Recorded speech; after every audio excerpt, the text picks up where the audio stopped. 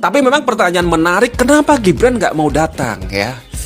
Apakah benar memang Gibran itu takut untuk berdebat, takut nanti nggak bisa menjawab ketika ada pertanyaan-pertanyaan, takut blunder? Ya memang kalau kita lihat dari tiga pasangan ini yang memang paling siap dalam hal adu gagasan, dalam debat itu ya pasangan 1, pasangan 3.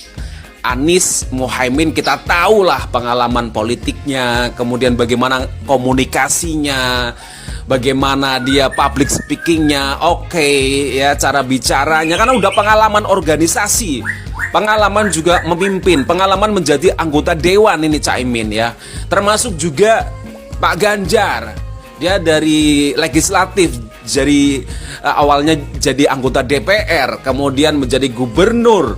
Apalagi Prof Mahfud MD.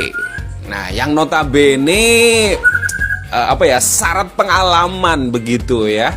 Syarat pengalaman, kemudian juga keberaniannya menjadi Menko Polhukam, menjadi ketua MK itu luar biasa. Tentu saja dalam hal debat kayak dia sudah menguasai panggung, menguasai semuanya, bahkan bisa menebak pertanyaan-pertanyaan atau kualitas pertanyaan.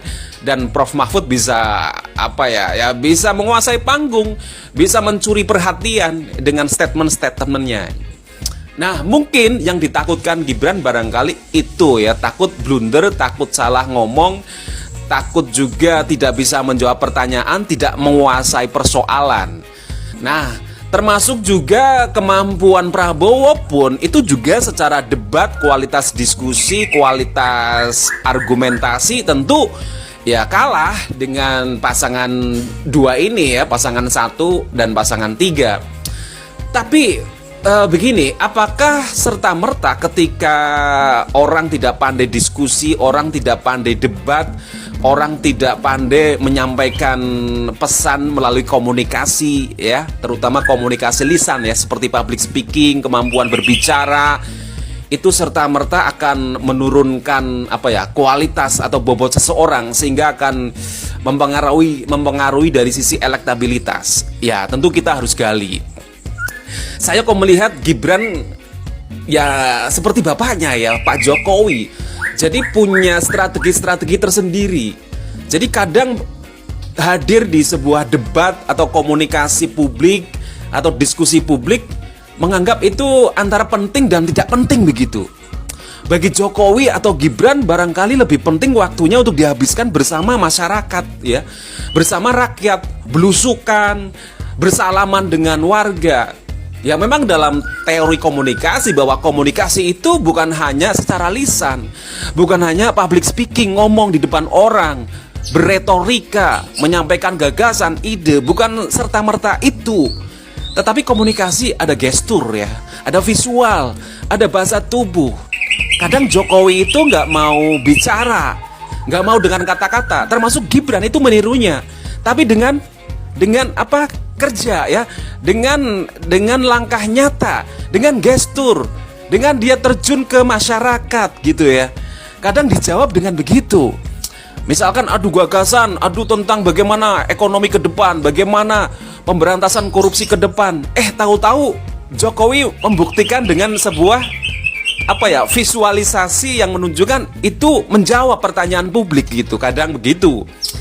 Ketika bicara ekonomi, kadang Pak Jokowi menjawab dengan dia tahu-tahu kemana begitu ya, ke pasar lah, ke masyarakat, meninjau lokasi pembangunan apa, infrastruktur apa.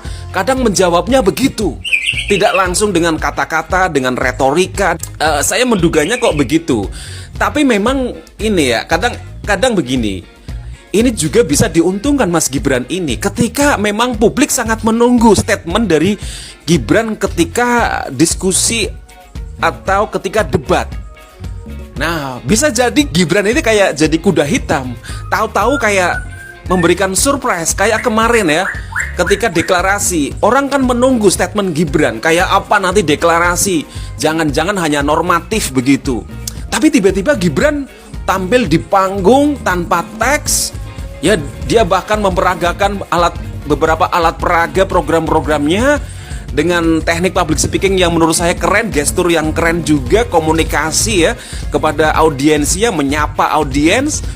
Nah, tiba-tiba orang jadi terkejut, ekspektasinya malah di atas begitu. Nah, barangkali besok bisa begitu di debat gitu. Orang yang selama ini menganggap rendah, menganggap Mas Gibran nggak tahu apa-apa, nggak bisa apa-apa, komunikasinya jelek, public speakingnya jelek. Tapi tiba-tiba ketika debat, meskipun mungkin bagi orang lain biasa aja, tapi bagi Gibran yang notabene dia dianggap remeh, dianggap rendah, dia akan bisa memberikan kejutan, surprise, dan itu sangat terbaca oleh masyarakat. Karena masyarakat sekarang kan cerdas.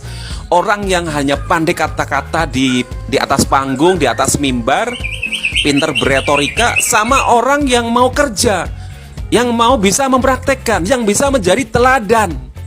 Tapi kita tunggu saja ya, Mas Gibran, seperti apa nanti ekspektasi kita tentu akan ya tentu berharap begitu bahwa Gibran akan tampil di depan publik dengan kemampuan komunikasinya, menyampaikan ide, gagasan, program.